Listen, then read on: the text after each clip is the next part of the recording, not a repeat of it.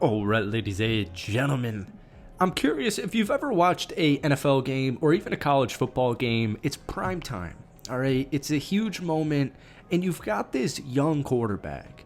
Whether it's, a freshman in college football, whether it's a rookie QB, you're in a huge moment in a primetime game, and it's like 3rd and 7, whatever. You need some points. The team needs points. And you, as a fan, as a viewer, are sitting on your couch. You're drinking your beer, eating your chips, whatever you're doing, and you think to yourself, what a moment for this kid. I hope and wish he can pull this off. But unfortunately, either the moment is too big or the team is just not as good. That's how I feel watching the Houston Texans defense. When I'm watching some of, like, Mac and Cheddar Cheese Jones on Sunday, these guys look like scared little lost puppies. And the Houston Texans have some offensive issues, all right? They've got some offensive line issues, to be a little bit more specific. They're now 3-4, but they just came off a great win against the San Francisco 49ers a couple of days ago, 26-15. And there's going to be some people saying, well, Fred Warner is injured, Brock Purdy is injured, Debo is not on the team, George Kittle just came back from an injury, Christian McCaffrey is washed, whatever the rhetoric is. San Francisco is 5-2 headed into this football game. As we know, as Bill Parcells used to say, you are what your record is, all right? Now, Houston's 3-4, and that record, that's not very good. But I will tell you, watching that football game live, I was so pissed off.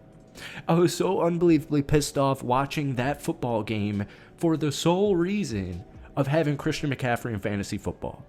Now, folks, he had 25 rushing yards in that game. That is the fewest rushing yards at 25 Christian McCaffrey has had since 2018. 2018.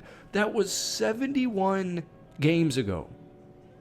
71 games ago. So I'm watching this, and I'm hoping, okay, eventually San Francisco is going to get the football. Eventually San Francisco is going to get the football. Folks, Houston had the ball for 42 out of the 60 minutes in that football game.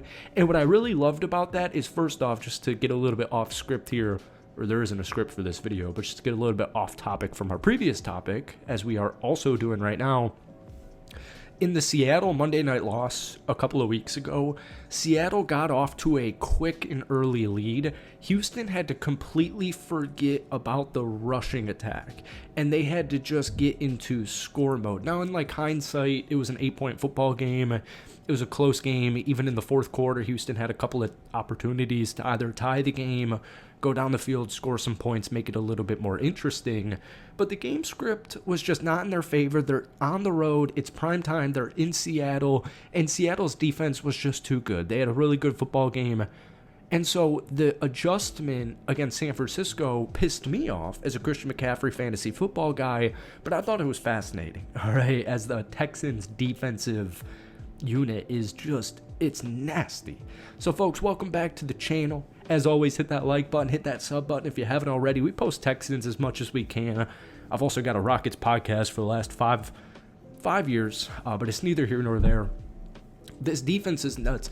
So one Texan, I've been covering the NFL for a couple of years, and one video and one situation really stood out to me from this game. And once again, the 3-4 record doesn't help this case. I even just threw out a tweet saying, in my honest opinion, I think if Houston wins on Sunday against the Denver Broncos, and especially if Indy loses to Pittsburgh, I still don't really think this division is completely out of reach.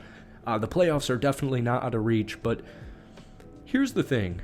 The defense has allowed 103 points through the first 7 games this season. That's the fewest in the NFL.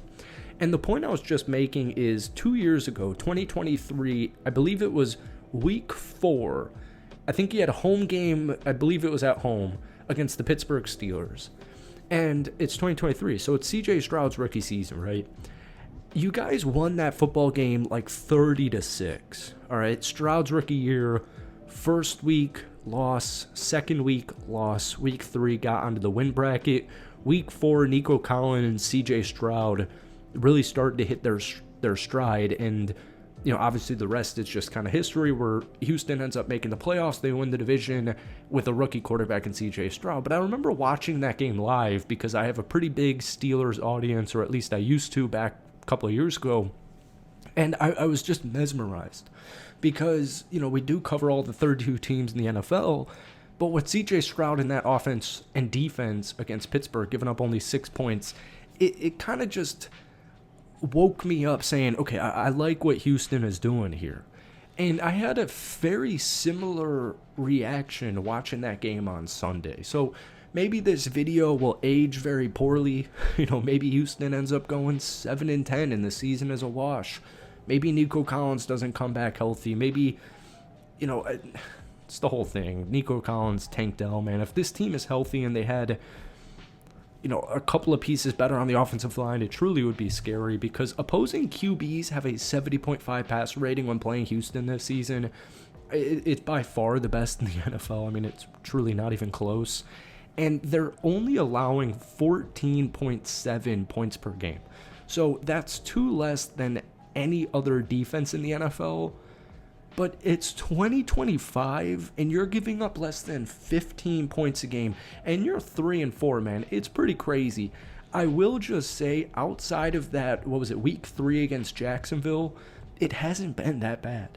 That Seattle game we already mentioned, week 2 against the Tampa Bay Buccaneers, who are also, they're a great team now. They're 6-2. They've had a little bit of injuries as well. Week 1 on the road against Los Angeles Rams, only scored 9 points, but lost by 5.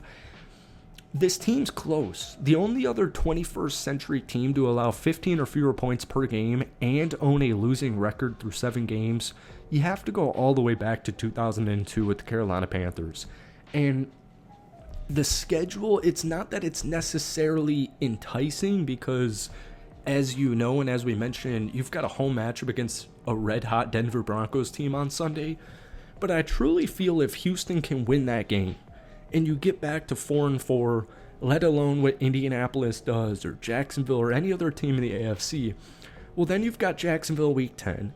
You've got the Tennessee Titans in week 11, and then things get complicated, all right? You've got a matchup against Buffalo, Indianapolis, and Kansas City in 3 straight weeks.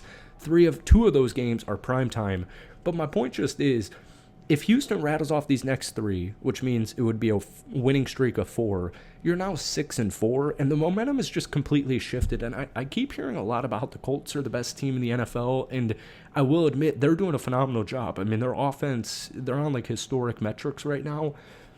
But I don't know. I still think if you give me that week 13 matchup, Houston versus Indianapolis, I don't think Houston's done with this season by any means. Feed Woody Marks, and we'll end it with this video, or we'll end it with that comment. But folks, thank you for watching.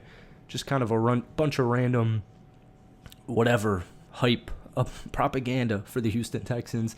Thank you so much for watching. Hit that like button, hit that sub button. And guys, give me your thoughts, unbiased or biased. Can the Houston Texans still win the AFC South? Peace.